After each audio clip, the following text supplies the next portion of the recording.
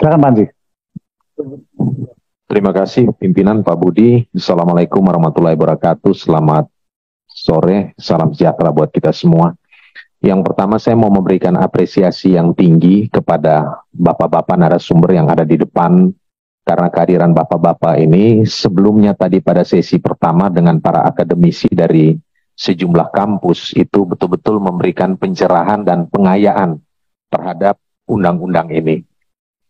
Bagi kami, undang-undang ini adalah momentum untuk melakukan pertobatan ekologis, karena memang dosa ekologis kita ini sudah terlalu banyak. Dan hari ini kita butuh keberpihakan yang tegas. RDPU ini bagi kami adalah satu bentuk konsultasi publik dan upaya diskursus publik, dan ini harus menjadi perjuangan kita bersama, Pak. Karena dalam beberapa kali kami berdiskusi dengan pihak eksekutif, pemerintah, nampak jelas bahwa paradigma konservasi dalam kepala pemerintah dan dalam kepala DPR, dalam hal ini Komisi 4, itu bertolak belakang, Pak. Bertolak belakang.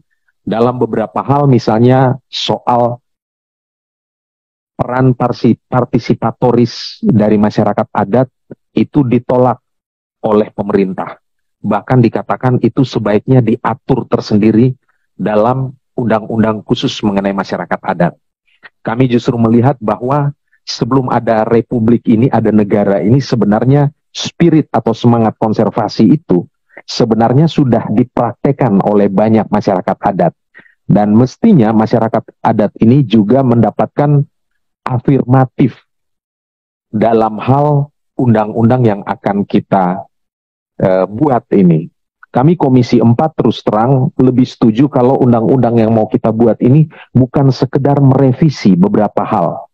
Karena menurut kami perubahan baik paradigma, prinsip, dinamika, hari ini itu sudah membuat kontekstualitas Undang-Undang 590 ini harus mengalami perubahan, istilah kami itu revolusioner.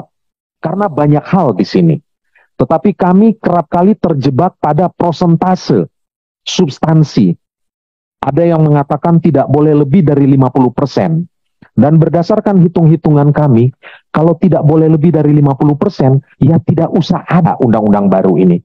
Karena substansinya akan sama dengan Undang-Undang 5 tahun 90. Karena itu terus terang Pak, bagi kami proses ini bukan hanya menjadi kerja Komisi 4 atau DPR. Kami berharap ada suara-suara kritis juga dari masyarakat yang bicara dalam forum-forum publik lewat tulisan-tulisan di mass media sebagai upaya untuk mendorong sehingga kemudian ini menjadi kerja dan perjuangan kita bersama, Pak. Tadi ketika kita berdiskusi dengan beberapa profesor, akademisi dari sejumlah kampus, mereka katakan, kami berharap setelah ini DPR bisa langsung mengetuk dan mengesahkan ini. Terus terang, tidak sesederhana itu, Pak. Saya ingin mengatakan bahwa proses perumusan undang-undang ini betul dalam institusi politik.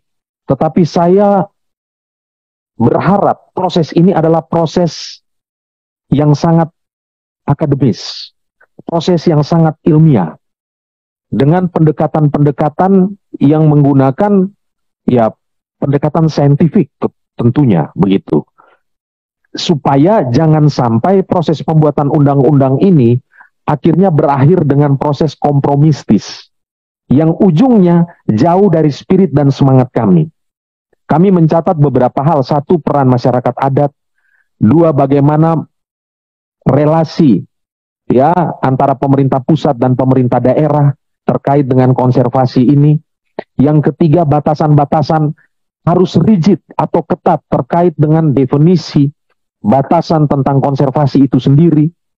Ya, ini beberapa hal pendanaan, dan terus terang kami membutuhkan hal-hal yang mungkin konkret.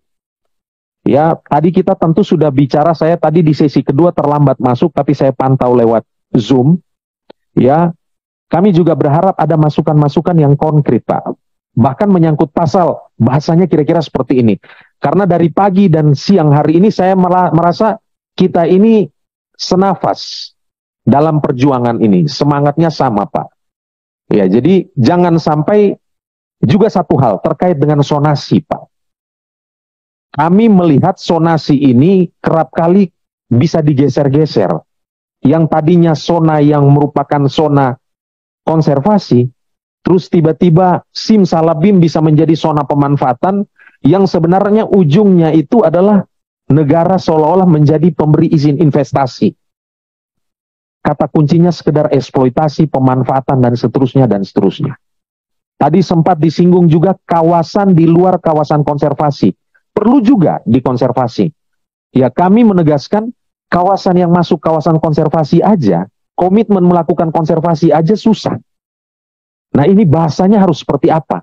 Sehingga kawasan-kawasan penyangga di luar kawasan konservasi yang dianggap juga menentukan ekosistem, habitat, dan lain-lain, itu kan juga harus ada perspektif pelestarian ataupun perspektif ya dalam konsep Sustainable Development Goals itu harus betul-betul masuk di dalamnya. Terus terang Pak Budi dan Bapak Ibu sekalian, kami berharap bukan hanya di sini setelah ini. Kami berharap setelah ini ya Mas Risa mungkin pulang bisa tulis di Kompas. Bapak Ibu yang lain bisa bicara di media. Sehingga ini menjadi resonansi yang terus saut menyaut begitu Pak. Karena dalam beberapa kali rapat kami sudah melihat bahwa pemerintah tidak ingin perubahan ini fundamental. Perubahan mereka hanya sifatnya parsial, dan kalau kami katakan kalau itu yang terjadi, lebih baik tidak usah ada perubahan ini sama sekali. Karena apa? Karena buang-buang energi. Demikian dari saya Pak Budi, terima kasih.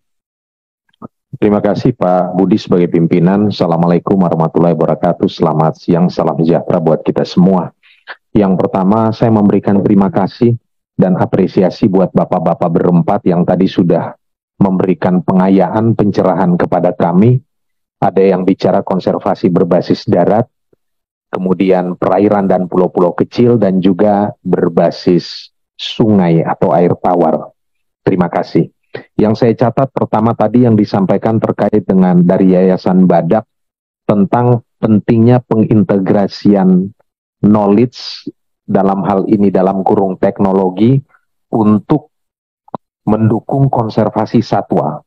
Terus terang ini suatu hal yang baru buat kami, dan mohon ada hal-hal yang konkret, masukan terkait dengan pasal-pasal redaksionalnya kira-kira seperti apa yang harus kita munculkan dalam rancangan undang-undang konservasi dan sumber daya alam hayati dan ekosistemnya ini. Yang kedua juga penjelasan terkait dengan peran partisipatoris masyarakat adat. Bagi kami Komisi 4, spirit dasar dari konservasi dalam undang-undang itu konservasi yang harus berbasis komunitas. Dan kalau kita bicara komunitas, berarti ada masyarakat lokal dan juga ada masyarakat adat. Kami sepakat betul tadi cerita-cerita success story di mana ada peran partisipatoris, ada akses, ada keterlibatan yang tidak sekedar mobilisasi masyarakat, itu harus betul-betul masuk dan dibahasakan secara eksplisit dalam undang-undang ini. Perlu kami sampaikan bahwa pemerintah KLHK itu menolak tegas soal peran masyarakat adat ini. Bahkan mengatakan bahwa tidak perlu ada, cukup dimasukkan dalam undang-undang yang memang terkait dengan masyarakat adat. Dan sepengetahuan kami undang-undang itu juga belum ada. Nah, sekedar informasi juga, kalau saya boleh cerita sedikit, dalam konteks NTT, itu saya sendiri pernah bekerja sama dengan Kementerian Kelautan dan Perikanan, itu melakukan upaya pengelolaan perikanan gurita secara berkelanjutan dengan mengedepankan aspek kearifan lokal. Jadi di Desa Tetandara, di Arubara di Kabupaten Ende itu ada gurita. Gurita ini hanya boleh ditangkap 3 bulan. Setelahnya 3 bulan tidak boleh ditangkap karena kepentingan populasi dan juga keberlanjutan ekosistem dan habitatnya.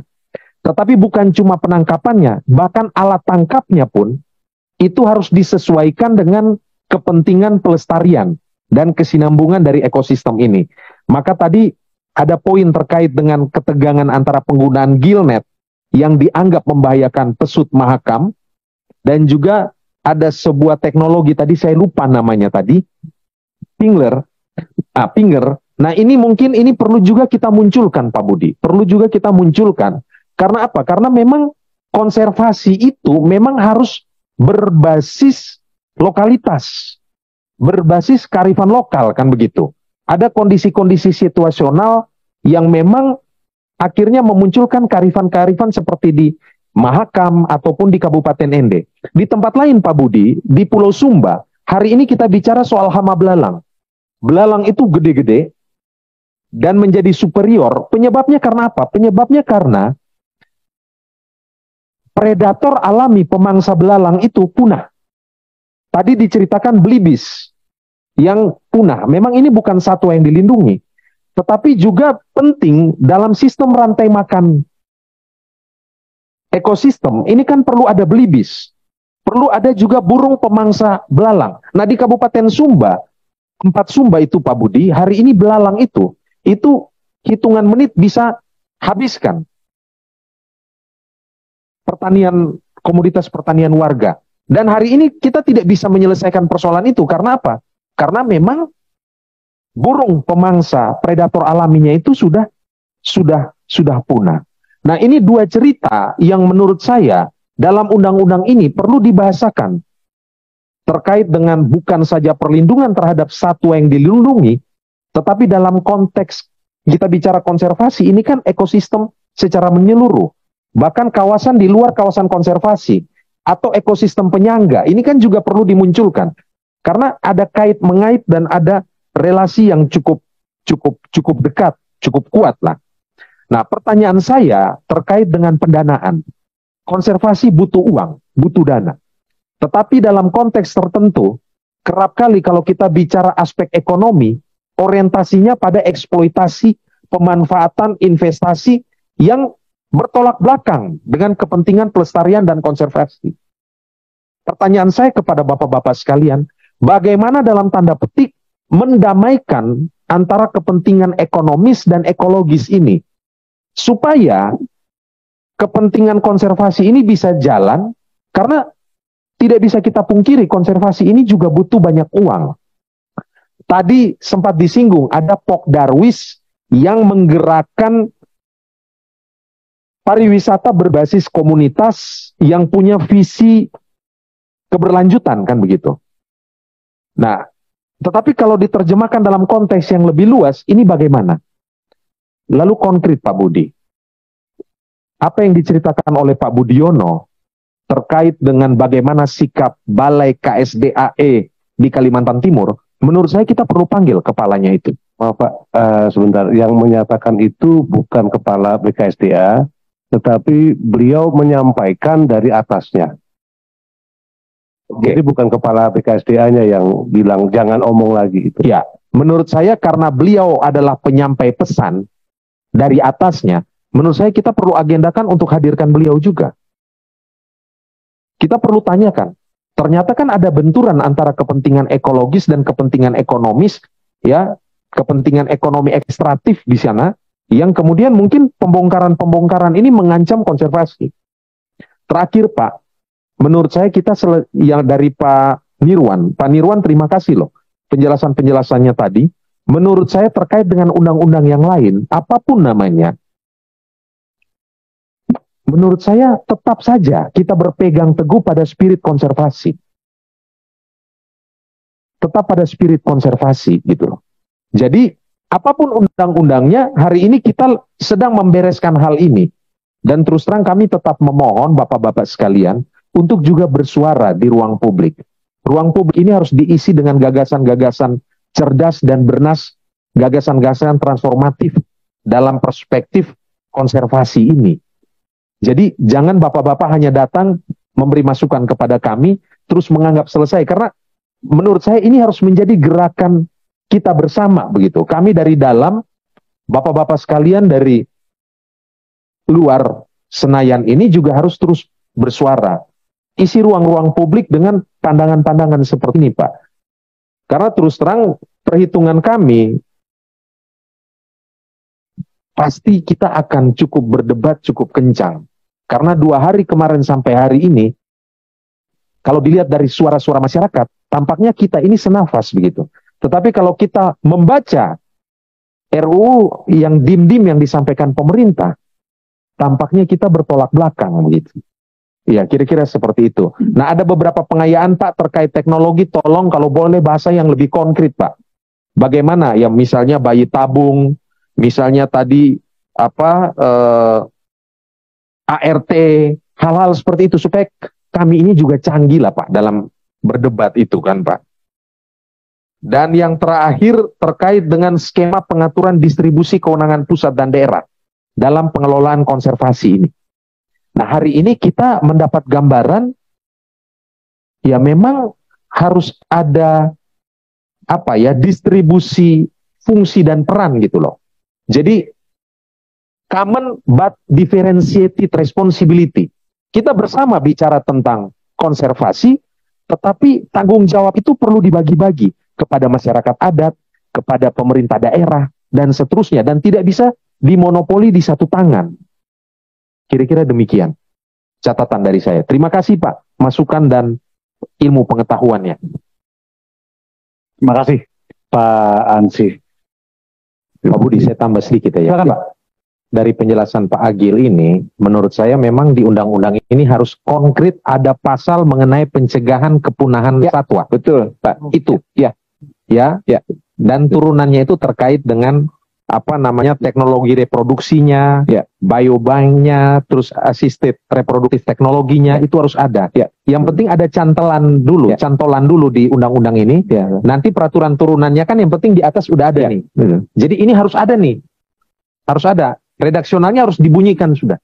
Makasih. Ya. Pak Budi. Ya, saya langsung jelaskan. Jadi terkait dengan yang disampaikan oleh Pak Nirwan ini, menurut saya di undang-undang ini juga harus tegas. Ada pasal yang khusus, karena penjelasannya itu kan rancangan undang-undang ini masih memunggungi lautan. Orientasinya dominannya ke darat. Padahal di laut hari ini, itu kan banyak juga biota laut yang terancam.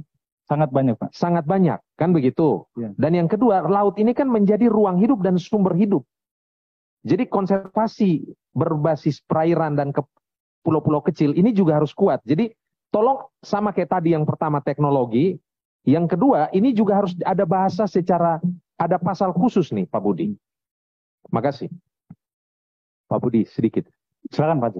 Cuma penegasan saja kepada Bapak semua. Apakah konservasi itu hanya baik di darat maupun di perairan, hanya bisa dilakukan oleh KLHK? Jelas tidak. Oke. Kalau jelas tidak, berarti kan ada ruang terbuka untuk itu kan? Masyarakat adat pun bisa. Dengan kearifan lokal mereka. Bisa. Tetapi apakah ada dasar hukumnya? Itu yang jadi pertanyaan Pak. Kecuali hukum adat tadi diakui. Ada ya? Pertanyaan ini harus kita munculkan untuk menjawab dua hal. Menjawab peran KKP di satu sisi dan juga peran masyarakat adat gitu.